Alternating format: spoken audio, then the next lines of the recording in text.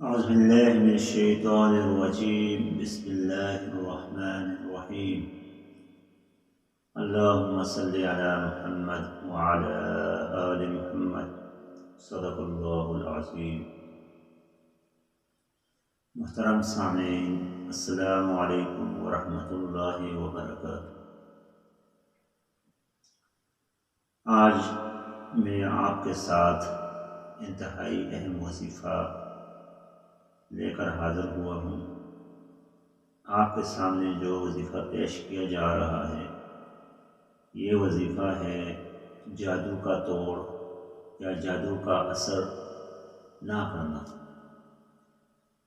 ناظرین اکرام، ہمارے معاشرہ کے اندر عام طور پر آئے روز یہ مثال دیکھنے کو ملتے ہیں.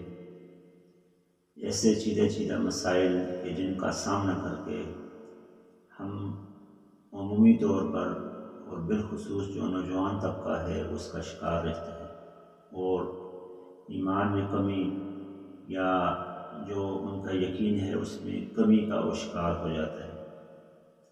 ناظرین اکرامی، ہر معاشرہ کے اندر اچھے افراد کا پایا جانا اور برے افراد کا پایا جانا یہ عمومی طور پر دیکھنے کو ملتا ہے. جب کہیں اچھی باتیں ہو رہی ہوں وہاں برے لوگ اور شیاطین کے دوست پائے جاتے ہیں جو کہ ہر ٹھیک ہونے والے کام کو خراب کرنے کی کوشش کرتے ہیں. ایسے میں ایسا نوجوان جس کی ابھی تازہ شادی ہوئی ہو یا وہ نوجوان جو کہ اللہ پاک کی رحمتوں سے بہرور ہو یا اللہ پاک کی رحمتیں اس کے اوپر برس رہی ہوں تو حاسدین اور شیاطین کے دوست ان کے اوپر کالے جادو کے اثرات شروع کر دیتے ہیں.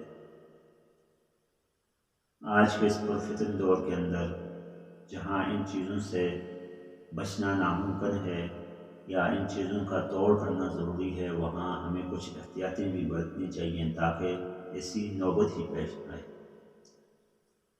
محترم ناظرین، یہ بات صرف ہمارے اوپر نہیں ہے یا ہمارے ساتھ لازم نہیں ہے بلکہ انبیاء اکرام علیہ السلام کے دور میں بھی یہ ہوتی رہی.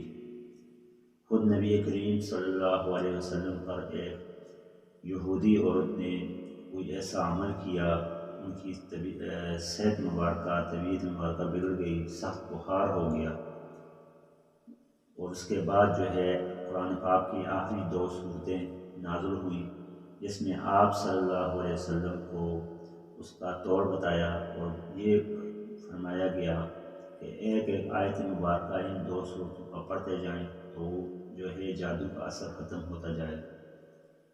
تو یہ ہر دور کے اندر یہ چیزیں دیکھنے کو ملتی ہیں. آج کچھ احتیاطی آپ کو بتائیں گے اور ایسا وظیفہ جو عملی وظیفہ بھی ہے اور احتیاط بھی ہے وہ بتائیں گے. 4-5 احتیاطیں جس سے آپ جو ہے جادو کا توڑ یا جادو کو اپنے اوپر برے اثرات کو ہونے سے روک سکتے ہیں. سب سے پہلے زہر اور جادو کا اثر جو ہے اس کو ختم کرنے کے لیے نبی کریم صلی اللہ علیہ وسلم کی ایک حدیث مبارکہ کا مفہوم ہے کہ جو شخص عجوا کھجور کے 7 دانے صبح وقت کھا لیتا ہے اس پر ان 7 دانوں کی وجہ سے جادو کا کوئی اثر یا نقصان نہیں ہوتا. یہ جو عجوا کھجور ہے اس کے 7 دانے صبح سویرے کھانے سے جادو کے اثر کو ختم کر دیتا ہے. یہ آپ صلی اللہ علیہ وسلم کی قول مبارکہ کی برکت سے. اگر آپ عجوا کھجور نہیں کھا سکتے یا نہیں لے سکتے، آپ کی استطاعت نہیں ہے تو کوئی بھی دوسری کھجور جو نبی کریم صلی اللہ علیہ وسلم کی سنت سمجھ کر اخلاص نیت کے ساتھ کھا لیں تو انشاءاللہ جادو کا اثر زائل ہوتا رہے گا اور جادو کوئی کرنا چاہے تو وہ آپ کا نہیں کر سکے گا. اگر استطاعت ہے تو روزانہ کھائیں، ورنہ اگر آپ اس کے متاثر ہیں تو پھر منگوا کر کھا لیں. جو دوسری احتیاط ہے وہ احتیاط ہے باوضو رہنا. جو شخص باوضو رہتا ہے حدیث مبارکہ کے مفہوم کے مطابق صبح کے وقت جو شخص وضو کرتا ہے وہ اگلی نماز تک یعنی ظہر تک فرشتوں کی حفاظت اور حصار میں ہوتا ہے. کوئی چیز اس کو نقصان نہیں پہنچا سکتی. اس طرح ظہر سے عصر تک باوضو رہنے والا شخص اللہ پاک کی امان میں ہوتا ہے. عصر سے مغرب تک باوضو رہنے والا شخص اللہ پاک کی حفاظت میں، اور اسی طرح الی آخری صبح تک. رات کو سوتے وقت اگر آپ وضو کر کے سوتے ہیں تو گویا آپ نے ساری رات عبادت میں گزار لی. تو یہ باحضور ہو کر رہنا جو ہے یہ بھی آپ کے اوپر جادو کے اثر کو ختم کر دیتا ہے، جادو کا اثر ظاہر کر دیتا ہے۔ تیسری جو احتیاط ہے یا جو وظیفہ ہے وہ ہے باجماعت نماز کو پڑھنا، یعنی جب بھی دو شخص ہوں تو ان کو چاہیے کہ وہ جماعت کی نماز ادا کریں تاکہ درمیان میں شیطان تیسرا خائن نہ ہو۔ اور نبی کریم صلی اللہ علیہ وسلم کی احادیث مبارکہ کے مطابق دو یا دو سے زیادہ شخص جو ہیں وہ جماعت سے نماز پڑھ سکتے ہیں اور کئی گنا زیادہ ثواب کما سکتے ہیں بجائے انفرادی نماز پڑھنے کے۔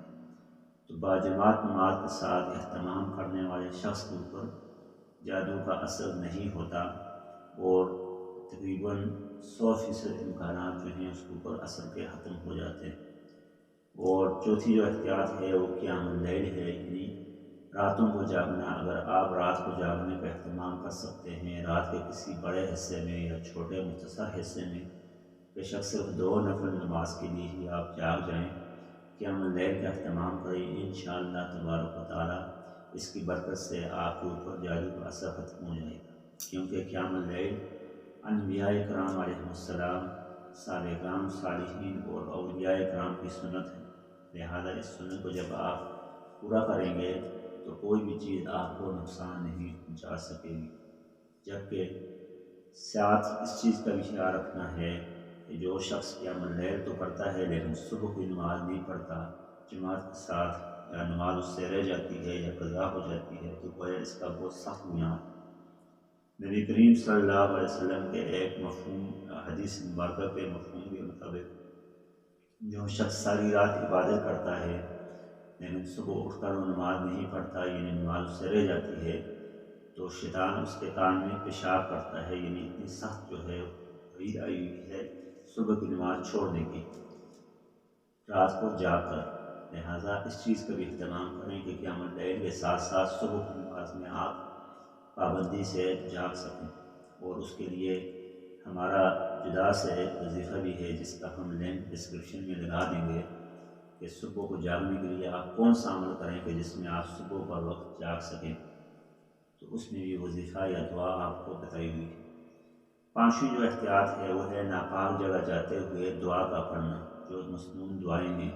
ناپاک جگہ سے مراد آپ واش روم جاتے ہیں، بیت الخلاء جاتے ہیں یا کسی کھلی جگہ میں قضائے حاجت کے لیے جاتے ہیں، تو آپ جو سنت دعا ہے سنت دعا کا اہتمام کریں کہ بسم اللہ اللہم انی اعوذ بک من الخبث والخبائث۔ یہ جو دعا ہے یہ دعا آپ پڑھ کر واش روم کے اندر پاؤں رکھیں، بایاں پاؤں پہلے رکھیں اور نکلتے ہوئے دایاں پاؤں پہلے نکالیں۔ تو یہ جو ہے دعا آپ پڑھیں انشاءاللہ، کیونکہ ناپاکی والی جگہوں پر شیطان کا غلبہ ہوتا ہے، تو جب واش روم میں جائیں تو کوشش کریں یہ دعا پڑھیں اور نکلتے ہوئے بھی آپ دعا پڑھیں۔ اور واش روم میں کوشش کریں سر ننگے نہ جائیں بلکہ سر آپ کا ڈھانپا ہوا ہو۔ جو چھٹی جو احتیاط ہے جو جادو سے بچنے کی، وہ عام طور پر نوجوانوں کے لیے بالخصوص شادی شدہ جو جوڑے ہیں تازہ ان کے لیے ہے، جن کے ہاں عام طور پر یہ وہم پایا جاتا ہے کہ شادی ہو گئی ہے جی، اولاد نہیں ہو رہی، سال ڈیڑھ گزر گیا ہے، بندش ہو گئی ہے، تو ان کو کسی قسم کے شک و شبہ میں پڑنے کی ضرورت نہیں ہے۔